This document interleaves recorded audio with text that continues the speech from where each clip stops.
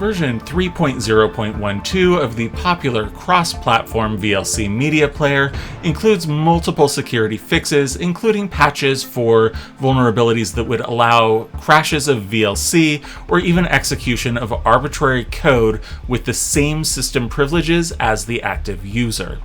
Remote code execution vulnerabilities can lead to anything from sensitive data being stolen to the running or installation of additional malware, or even a full system takeover in some cases.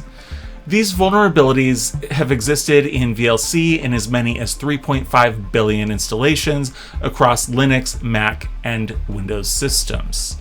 Specially crafted media files can be used to trick victims into opening the file with a vulnerable version of VLC. And these files, they may look legitimate and even possibly play properly in VLC, but in the back end, they are still running malicious code.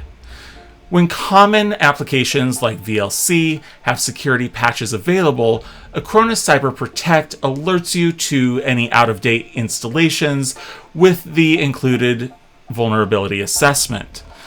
Upgrading your software with Acronis Cyber Protect is as easy as the click of a button to update your applications with integrated patch management.